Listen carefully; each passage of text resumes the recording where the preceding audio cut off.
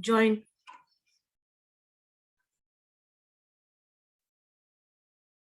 Beta, please keep your cameras open, Akshar. हाँ, don't switch it off.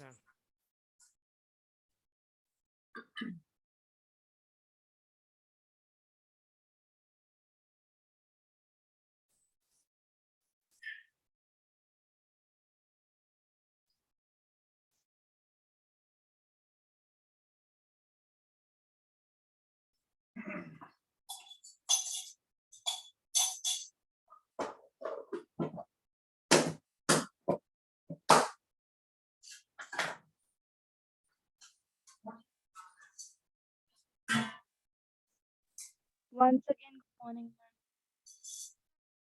Good morning, beta. Good morning.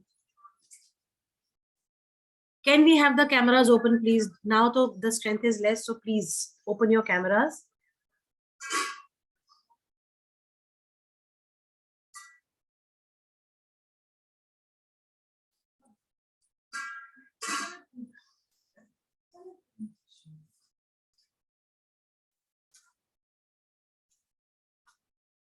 Let everyone join.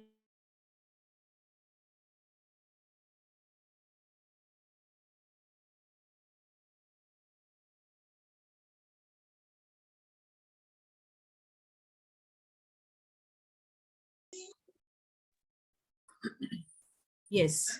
Beta, open your cameras. Aditya, Mahira, Aryan Gupta, Yashika. This Mr. Marvel also. Please open your camera. Yes. Purvi, in the first class, you were not there? Were you there?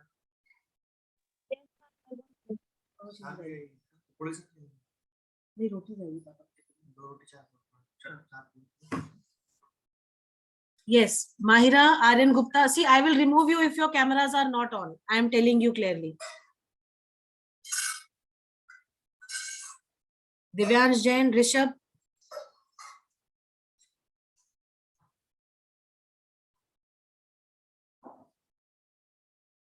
Fine.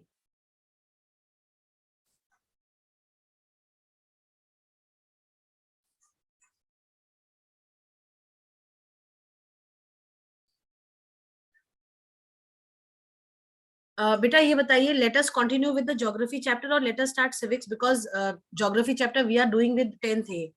So let us continue with that there only, and let us start civics here with you. Will that be fine? Okay, ma'am. Right? Yes, ma'am. Perfect, no? Yes, ma'am. Okay. Yes, ma'am. Okay. Aditya Yadav, Yes, ma'am. better open your camera. Ma'am. Azan, Yashika.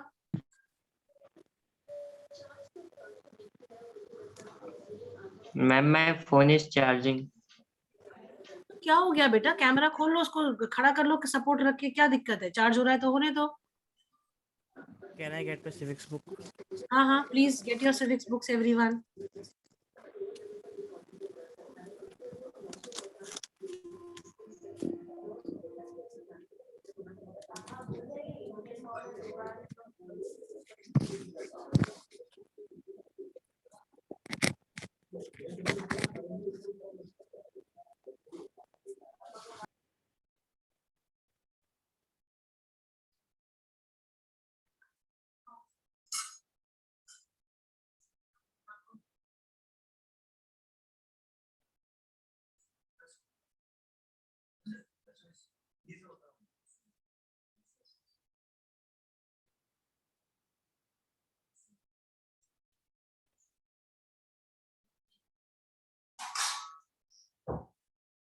Okay, I hope you all can see the screen, class.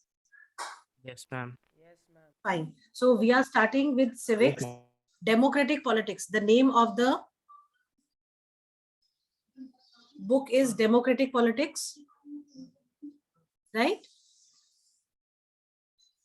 Yes, ma'am. And Yes, ma'am. and chapter 1 is, this is see, it has got two, one unit. In single unit you have got power sharing and federalism. See, in one single unit, we are going to read about power sharing and federalism. Now, coming to to let it be an introductory class for you all. Now, when we talk of power sharing, what exactly do you mean by power sharing? Ma'am, we share the power with other countries. Sharing of power is equal. We all know democratic politics is about the Indian polity, right? Yes, ma'am. In class Yes, 9, ma'am. in class 9th, we have read. Divyansh, your camera is again switched off. Rishabh, open your camera, otherwise I will remove you. Rishabh, Yes, ma'am. हाँ बेटा, open your camera, please. Yashika, Mahira, Priyanshi, Arush, Muskan. See, in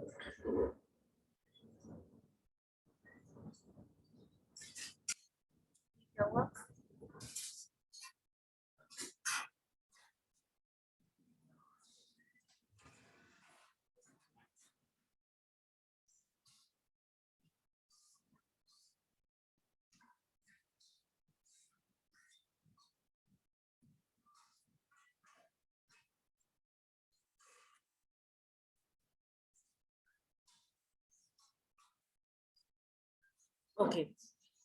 See, in class 9th, you read about the working of institutions. Rishabh, फिर बंद हो गया है आपका camera. We read about working of institutions, right? Yes. Yes, ma'am. Now, Yes, ma'am. can you tell me how in that chapter it was shown that power is shared? How?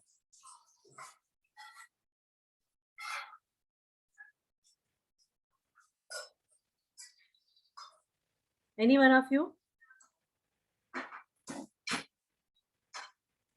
Okay, let us come to democracy. What is democracy? Do you know? Ayush Bhardwaj?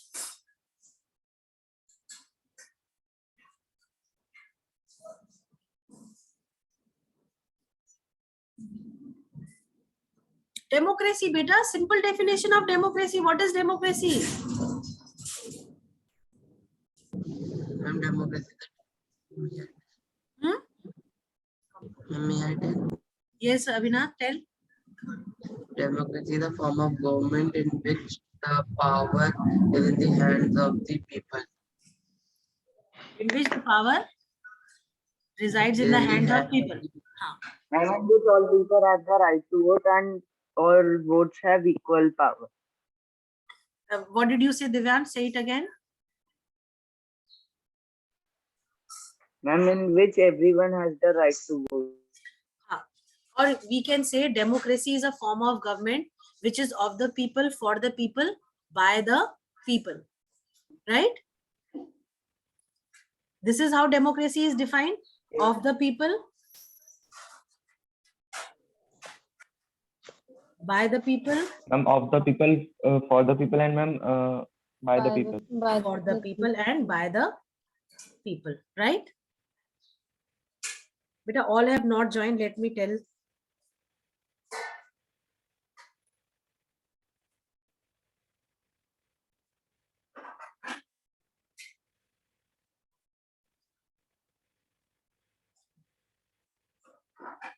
Fine. When we say democracy, we all know that Abraham Lincoln has given a very, a precise definition of democracy, that democracy is a government which is of the people, for the people, by the people.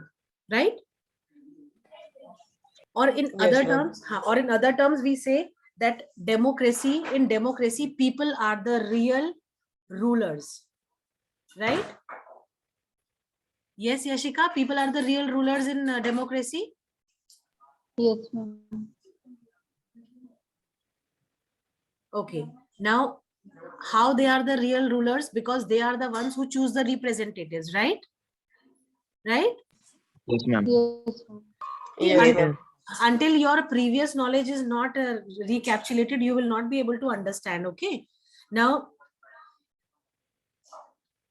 coming to this chapter, we will be reading about how power is shared in democracy.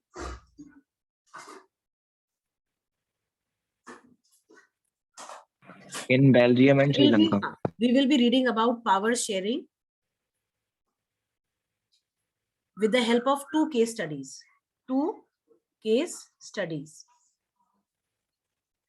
We'll be reading about two countries which are democratic countries, and because of the problem of power sharing, the kind of conflict that developed in the country, how the government resolved the conflicts, making the best use of democratic powers, right?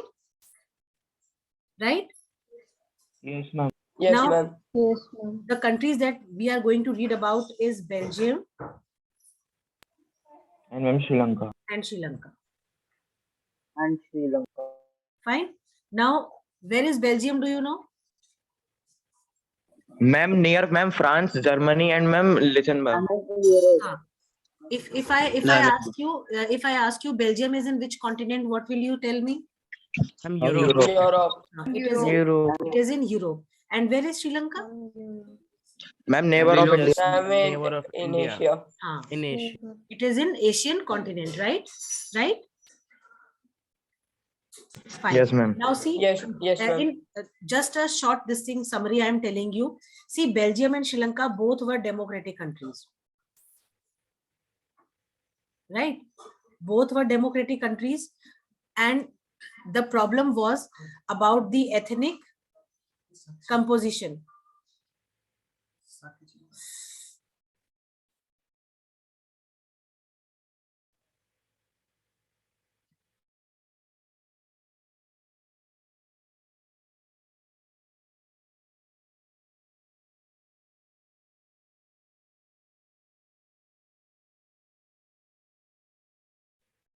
Okay. The problem was of the ethnic composition. Now, ethnic composition of Belgium was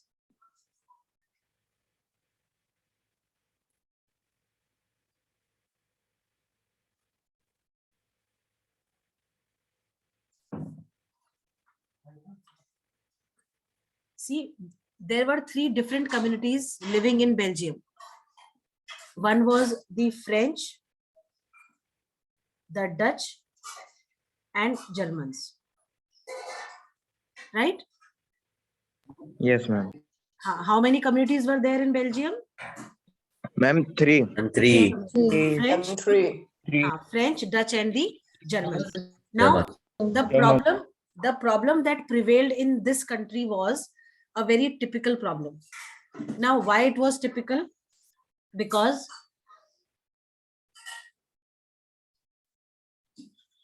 see, this is Belgium whole country, and this was Brussels capital, right? Dutch Yes. were more in whole of the country, right? French were very less. 59%. हाँ, अभी percentage बाद में percentage. French were less. ठीक है. Dutch और French ये दो communities ऐसी थी जिनकी जो परसेंटेज ऑफ पीपल जो थी that was very high in comparison to Germans. Germans की सबसे कम थी, वेरी लेस. ठीक है, राइट? 8%. सानिध्या, अभी परसेंटेज नहीं बोलो बेटा, वो कंफ्यूजन क्रिएट करेगा. हम इसको पहले मोटे तौर पे समझते हैं, फिर हम परसेंटेज पे आएंगे बेटा. ठीक है. Yes, ma'am. पूरे कंट्री में क्या था? मैम क्या था? पूरे कंट्री में आपका जो डच थे वो ज्यादा नंबर में थे, फ्रेंच जो थे वो कम में थे, और जर्मन जो थे बहुत ही कम थे. ठीक है. अब जो कैपिटल सिटी थी ब्रुसेल्स, ये थी कैपिटल ऑफ बेल्जियम. ब्रुसेल्स में प्रॉब्लम कुछ और थी. जो आपके फ्रेंच थे वो यहां पर ज्यादा थे, डच यहां पर कम थे. ठीक, इतना Yes, क्लियर? ma'am. इतना क्लियर? Yes, ma'am. पूरे कंट्री Yes, में ज्यादा थे और कैपिटल में डच कम थे. ठीक है. एकदम वाइस वर्सा सिचुएशन थी जब हम कंपेयर करते हैं सिटी ब्रुसेल्स को बाकी कंट्री से. ठीक है, इतना क्लियर है सबको? और मैम वो इनसे ज्यादा रिच भी. अरे रुको भाई सानिध्या, रुको रुको बेटा रुको. इतना क्लियर हुआ आप लोगों को? Yes, ma'am. Yes, ma'am. ये बेटा ये Yes, क्लियर ma'am. होना इसलिए जरूरी है क्योंकि बहुत सारे क्वेश्चंस बन के आते हैं कि भाई सिटी ब्रुसेल्स में क्या प्रॉब्लम थी, क्यों वहां पे लोग परेशान थे, डच परेशान थे, भाई बाकी जगह पे डच जो ज्यादा नंबर में थे वहां पे भी उनको परेशानी थी, ऐसा क्या कारण था, क्यों इन लोगों के अंदर जो है कॉन्फ्लिक्ट डेवलप हो रहे थे। ठीक है, ये आपको क्लियर हो गया कि पूरी कंट्री में डच ज्यादा थे पर कैपिटल में वो कम थे। ठीक है, Yes, ma'am. फ्रेंच में जो है फ्रेंच जो थे कैपिटल में ज्यादा थे और बाकी कंट्री में के कंपैरिजन में वो कम थे। क्लियर? Yes, ma'am. ठीक है, अब Yes, ma'am. प्रॉब्लम क्या थी? अब देखो प्रॉब्लम क्या थी कि जो डच पूरी कंट्री में ज्यादा नंबर में थे, उनका जो एसेस था रिसोर्सेज के प्रति,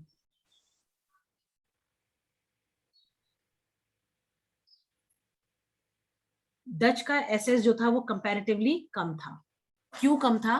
क्योंकि फ्रेंच जो थे भले ही वो नंबर में कम थे यहाँ पर वो ज्यादा पैसे वाले थे और रिसोर्सेज पे एसेस उनका ज्यादा था। तो जो डच थे उनको ये परेशानी थी कि पूरे कंट्री में तो ये कम नंबर में है पर फिर भी ये ज्यादा पावरफुल है क्योंकि इनके पास मनी है, फाइनेंशियली स्ट्रांग है ये लोग, और कैपिटल सिटी में तो इनका नंबर अपने आप ही बहुत ज्यादा था। तो वहां पे उन्हें लगता था कि भाई यहाँ पे पूरे कंट्री के कंपैरिजन में भी इन लोगों ने हमारे को दबा के रखा हुआ है और कैपिटल में तो इनका परसेंटेज ज्यादा है ही, तो वहां पे भी इनकी मनमानी चलेगी। इतना क्लियर? Yes, ma'am. तो इन्हें लगा मैम Yes, ma'am. मतलब हाँ, पूछो बेटा, पूछो अमृतांशु। मैम बेल्जियम में गरीबी ज्यादा थी। गरीबी ज्यादा नहीं थी, बस ये था कि जो डिफरेंट कम्युनिटीज वहां पे प्रिवेल करती थी, जो वहां रहती थी, उन कम्युनिटीज में जो है आपस में रिसोर्सेज के प्रति एसेस जो था वो कंपैरेटिव, जैसे जो डच थे वो अपने आप को फ्रेंच से कंपेयर करते थे, वो ये कहते थे कि भाई फ्रेंच जो है वो कम नंबर में है पूरे कंट्री में, फिर भी जो है ज्यादा पैसे वाले हैं, इनका रिसोर्सेज पे ज्यादा एसेस है ना, हर चीज उनको पहले मिल जाती है आराम से। तो ये Yes, इस चीज ma'am. को लेके डच जो थे वो थोड़ा सा उनके मन में फ्रेंच के प्रति जो है थोड़ा सा वो क्या बोलते हैं उनको, उनका कुछ मन मुटाव सा रहता था उनसे। ठीक है, वो खुश नहीं थे कि फ्रेंच जो है हमारे पूरे कंट्री में का भी पार्ट है और कैपिटल सिटी में तो ये अपने आप में ज्यादा नंबर में है, तो वहां पे तो उनकी मनमानी चलेगी। इतना क्लियर हुआ? Yes, ma'am. Clear. Yes, ma'am. अब Yes, ma'am. ये प्रॉब्लम, अब एथनिक प्रॉब्लम कहाँ से डेवलप हुई? प्रॉब्लम ये डेवलप हुई कि जो डच थे वो अपना डिसकंसर्न जो है, अब वो हमेशा जो है फ्रेंच के साथ कॉन्फ्लिक्ट में रहते थे। ये जो जर्मन्स थे ये कुछ नहीं कहते थे, बेचारे 1% थे केवल, नंबर जो था इनका बहुत कम था। जैसे अगर आप परसेंटेज में कंपेयर करो, आप सानिध्य आप बताओ, Dutch were in which percentage in the country? Ma'am 59% ma'am Dutch, ma'am 40% ma'am French, और 1% जर्मनी, और मैम 1% बचा हुआ वो ट्राइबल कम्युनिटी सारी। नहीं, एक मिनट, 59% डच, फ्रेंच कितने थे? 40%। ठीक Ma'am, है, 40%. बस और हो गया। 1% 1% जर्मन्स थे, 1% जर्मन्स थे, बस हो गया आपका पूरा का पूरा जो है 100% हो गया ना? यस मैम, हो गया। ठीक है, Yes, ma'am. हो गया. और फ्रेंच और जो ब्रुसेल्स था, ब्रुसेल्स में फ्रेंच जो थे वो 80% थे और डच केवल 20% थे। Ma'am, 20% है. ठीक है, तो यहाँ तो बहुत ही बड़ा जो है गैप था। तो इस गैप की वजह से डच और फ्रेंच हमेशा आपस में लड़ते रहते थे हर बात के लिए। जहां पे कोई सरकार नीति लेके आती थी तुरंत ये जो है कुछ कहना शुरू कर देते थे। तो बेल्जियम जो थी, बेल्जियम गवर्नमेंट जो थी, सेंट्रल गवर्नमेंट, उन्होंने थोड़ा सा इन प्रॉब्लम को समझा और उन्होंने जब इन प्रॉब्लम्स को समझा तो उन्होंने क्या करा, उन्होंने अपने कॉन्स्टिट्यूशन को, जो इनका जो कॉन्स्टिट्यूशन था उसमें अमेंडमेंट्स करे। राइट? अब अमेंडमेंट्स कैसे करें, क्या क्या करें, कितनी बार करें? अब एक बार के अमेंडमेंट से तो फर्क नहीं पड़ा, दोबारा करना पड़ा, फिर करना पड़ा, फिर करना पड़ा। तो ऐसे सानिध्य बताइए कितनी बार बेल्जियम में कॉन्स्टिट्यूशन अमेंड हुआ था? How many times? मैम शायद 3-4 बार हुआ। 3 बार, 3 टाइम्स। ठीक है, यस मैम, क्लियर। हाँ, कॉन्स्टिट्यूशनल अमेंडमेंट करा बेल्जियम गवर्नमेंट में। अब आप ये भी समझो कि ये जो बेल्जियम है, it was a democratic country. ठीक है, ये एक संवैधानिक देश था, ये एक डेमोक्रेटिक कंट्री थी और इस डेमोक्रेटिक कंट्री में जो प्रॉब्लम्स प्रिवेल कर रहे थे, उन प्रॉब्लम्स से लड़ने के लिए, उनको काउंटर करने के लिए कॉन्स्टिट्यूशन में अमेंडमेंट्स इनिशिएट करे गए और ये अमेंडमेंट जो थे कम से कम 3 बार करे गए और जब थर्ड टाइम फाइनली अमेंडमेंट हुआ तब जाके जो भी कॉन्फ्लिक्ट्स थे, जो भी प्रॉब्लम्स थे, उनको रिजॉल्व किया गया, क्योंकि थर्ड अमेंडमेंट में बेल्जियन गवर्नमेंट ने कम्युनिटी गवर्नमेंट को इंट्रोड्यूस करा, राइट? मैम जो मैम जर्मन्स थे मैम 1%, मैम वो जो थे मैम वो रिफ्यूजीज थे। हाँ, तो जो भी थे, पर वो जर्मनी, वो उसका बेल्जियम का पार्ट थे, बेल्जियम में रहते थे, पर वो कुछ कहते नहीं थे, उनको कोई परेशानी नहीं थी, क्योंकि वो अपने आप में इतने कम नंबर में थे कि जो सरकार देती थी उसमें वो संतुष्ट रहते थे, कुछ कहते नहीं थे वो, ठीक है? यस मैम, क्योंकि वो वहाँ के नेटिव ही नहीं थे। हाँ, वहाँ के नेटिव्स ही नहीं थे, पर फिर भी भाई रेफ्यूजीज के तौर पे आए थे, तो भी वैसा कोई दिक्कत वाली बात नहीं थी। गवर्नमेंट ने कहा ठीक है, हमें कोई परेशानी नहीं है, तुम आके रह रहे हो, है ना? अगर वो दंगे फसाद करते, राइट्स करते, तो एक बार को शायद गवर्नमेंट को प्रॉब्लम होती, but they were quite content, उनको कोई ऐसा प्रॉब्लम नहीं थी सरकार से, ठीक है? अब ये चीज क्लियर हुई। कॉन्स्टिट्यूशन को 3 बार अमेंड किया गया और फाइनल सोल्यूशन ये निकाला गया कि एक कम्युनिटी गवर्नमेंट जो है उसको इंट्रोड्यूस किया गया। अब ये कम्युनिटी गवर्नमेंट क्या थी? ये कम्युनिटी गवर्नमेंट जो थी आपकी डच, फ्रेंच और जर्मन्स, इन तीनों के रिप्रेजेंटेशन के लिए थी। इनके रिलीजियस इंटरेस्ट को देखने के लिए, इनके एजुकेशनल इंटरेस्ट को देखने के लिए, इनके ट्रेडिशनल इंटरेस्ट को देखने के लिए ये कम्युनिटी गवर्नमेंट बनाई गई थी, जिससे कि इन सबका बराबर इक्वल रिप्रेजेंटेशन हो। Yes ma'am. राइट? इतना Yes, क्लियर? ma'am. इतना क्लियर हुआ? Yes ma'am. कोई ऐसी Yes, चीज ma'am. जिसमें अभी तक ना समझ में आई हो? All clear and understood? Yes, ma'am. Yes ma'am. Yes, ma'am. Perfect. Yes. तो एक बार हम छोटा सा रिकैप दोबारा करेंगे, जस्ट टू नो कि आपको कितना समझ में आया है। दिव्यांश जैन,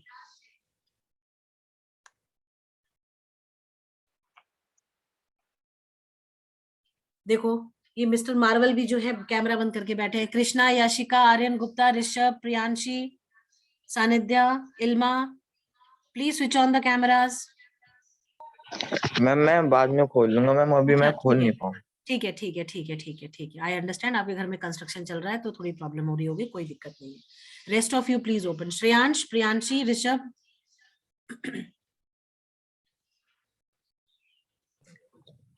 चलिए इल्मा, आप हमें बताइए कि बेल्जियम में कौन कौन सी कम्युनिटीज रहती थी? आपको केवल कम्युनिटीज का नाम बताना है।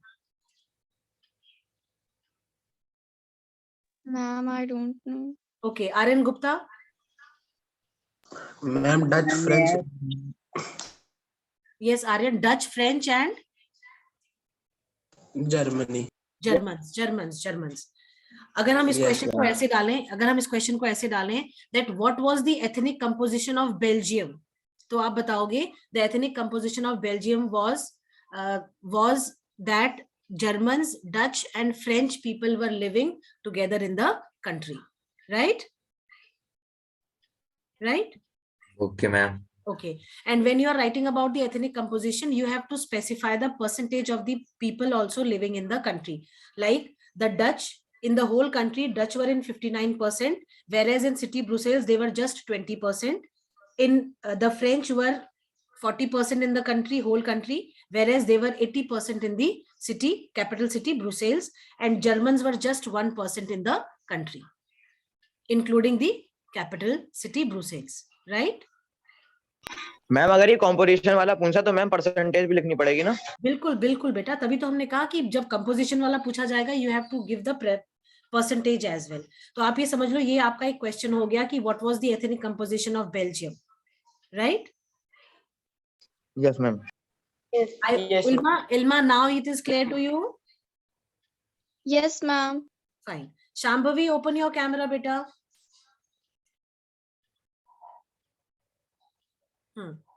Okay.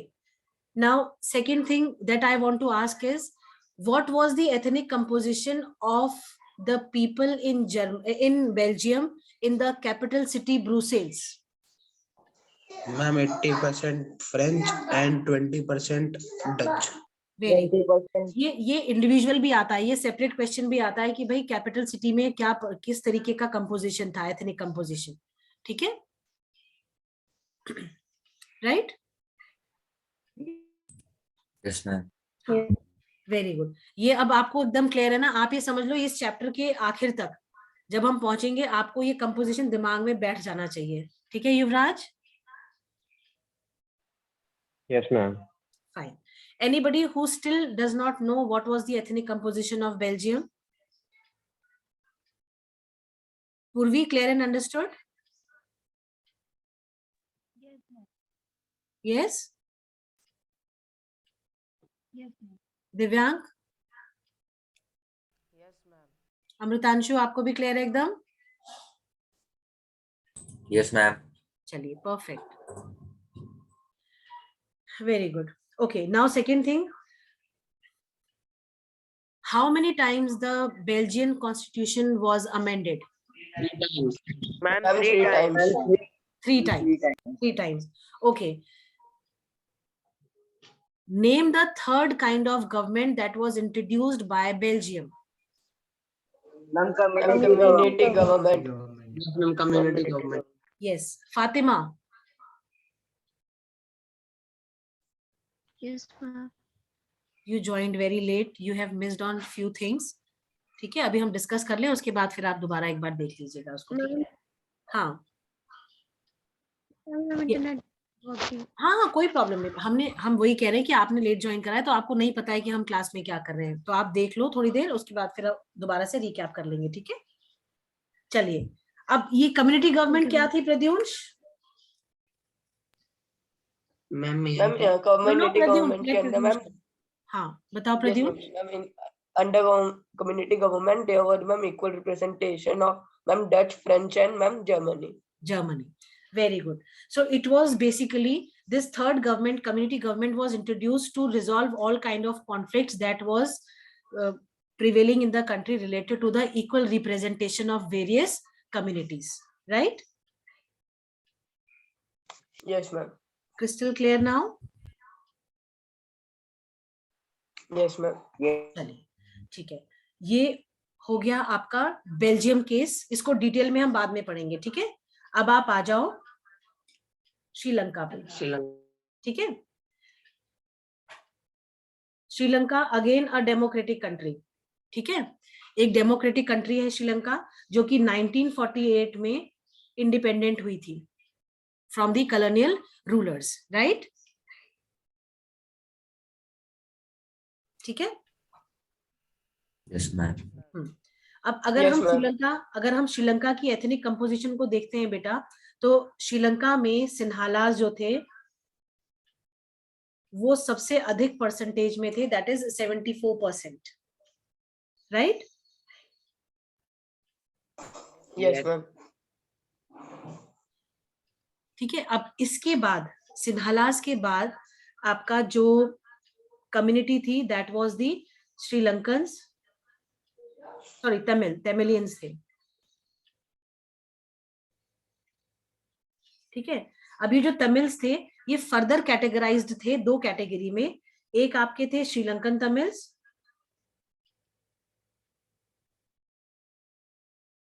और दूसरे थे आपके इंडियन तमिल्स. ये क्लियर हुआ? Yes, ma'am. Yes, ma'am. Yes, ma'am. ठीक है? Sri Lankan Tamils and Indian Tamils. अब ये क्या डिफरेंस है आप लोगों के दिमाग में आ रहा होगा कि भाई what is this Sri Lankan Tamils and what is this Indian Tamils. Tamils तो तमिल्स ही होते हैं. अब ये डिफरेंस इसलिए था कि Sri Lankan Tamils were the ones who originally belonged to Sri Lanka, originally from Sri Lanka. Right? और ये जो आपके इंडियन तमिल्स थे, these were the people whose ancestors migrated to Sri Lanka and then they settled there in Sri Lanka. So they were originally not from Sri Lanka, they were originally from India. That is why they were called as Indian Tamils. Right? Yes, ma'am. ठीक है? अब इनका जो percentage था, जो Tamils थे, ये थे आपके 18% में थे. ठीक है?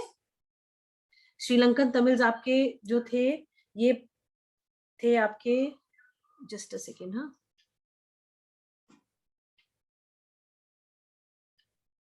Indian Tamils were 5% and Sri Lankan Tamils were 13%. Clear Yes, ma'am. Yes, ma'am. to everyone? Yes, ma'am. Yes, ma'am. Sri Lanka, an Asian country which is located to the south of the Indian subcontinent. Now, this country got independence in 1948, and the ethnic composition of Sri Lanka was like Sinhalas were 74%, Tamils were 18%. They were further categorized into two categories. One was Sri Lankan Tamils, which was actually 13%, and Indian Tamils, which was 5%. Right? Yes, ma'am. Clear to everyone? Yes. Now, one more thing was there. When it came to the religion, there were people belonging to the Sinhalas, those who were there, they were the ones who followed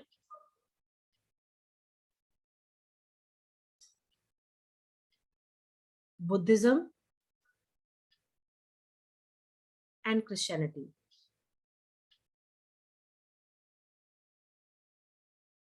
इतना clear हुआ? Yes. अब जो ये Tamils थे, ये जो थे 3 तरीके के रिलीजन को फॉलो करते थे. हिंदूज थे इसमें मुस्लिम्स थे, क्रिश्चियंस थे, राइट? बेटा, इज दिस क्लियर? ये जो आपके तमिलियंस थे, they were Hindus, they were Muslims, and they were Christians as well. Clear? Yes, ma'am. Yes, ma'am. कोई डाउट ma'am. इसमें? कोई doubt? No, ma'am. No, ma'am. No, ma'am.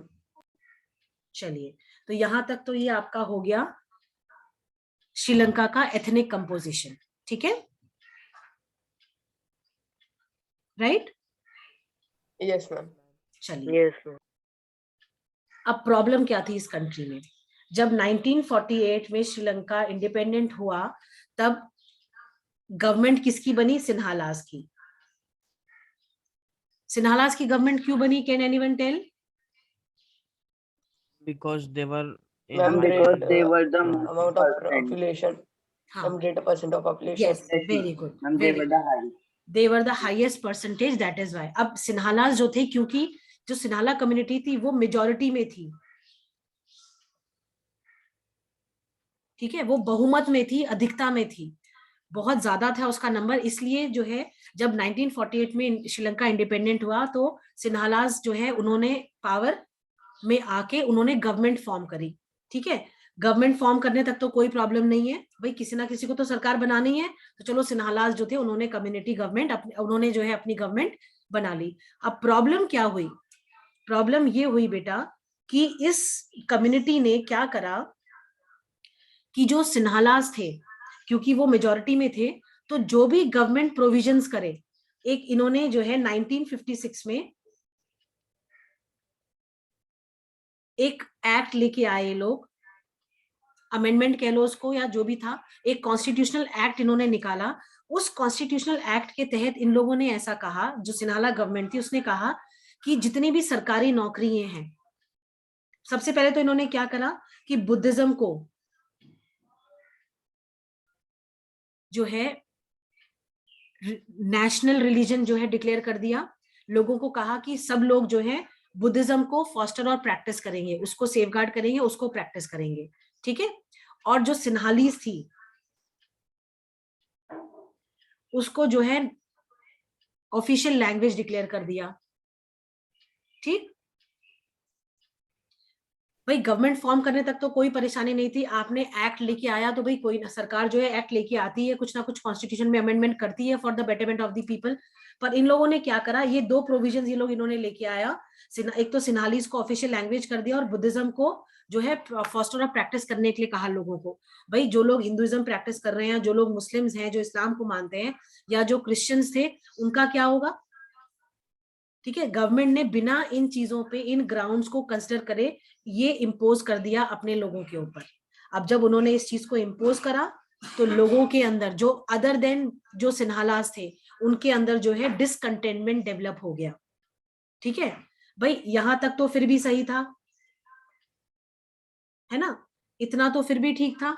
पर problem ज्यादा कब बढ़ने लगी, जब इन लोगों ने ये कहा कि जितनी भी गवर्नमेंट जॉब्स हैं या जो भी सरकारी इंस्टीट्यूशंस हैं, गवर्नमेंट एजुकेशनल इंस्टीट्यूशंस हैं, गवर्नमेंट ऑफिसेज हैं, सब जगह पे इन्होंने सिन्हालीज को जो है प्रेफरेंस पहले देने लगे। लोग इनको हमेशा टॉप पे रखा, कहा सिन्हालीज को सब कुछ मिलने के बाद जो बचेगा वो बाकी लोग लेंगे। तो this was something which was not acceptable by the people. I hope this much is clear and understood to each one of you. Yes, ma'am. Yes, ma'am. ठीक है, यहाँ तक कोई डाउट, कोई ऐसी चीज जो ना समझ में आई हो बेटा आप लोगों को? All clear and understood everyone? Yes, ma'am. चलिए, Yes. युवराज समझ में आ रहा है बेटा? Yes, ma'am. Question. अक्षर? Yes ma'am. अक्षर Ma'am? क्लियर है आपको? Yes, ma'am. चलिए, वेरी गुड। अब प्रॉब्लम क्या हुई भाई, जब हर चीज जो है सिन्हालीज के लिए ओपन कर दी गई, तो जो आपके तमिल्स थे, स्पेशली श्रीलंकन तमिल्स, उनको ये लगा कि भाई हम तो कंट्री का ही पार्ट है, हम तो ओरिजिनली कंट्री के कोई बिलोंग करते हैं, तो हमारे साथ ये भेदभाव क्यों? आप लोगों ने LTTE का नाम सुना होगा, सुना है? लिट्टे, इसको हिंदी में लिट्टे भी बुलाया जाता है। ये लिबरेशन तमिल टाइगर एलम, ठीक है, एलम का मतलब होता है स्टेट, सेपरेट स्टेट।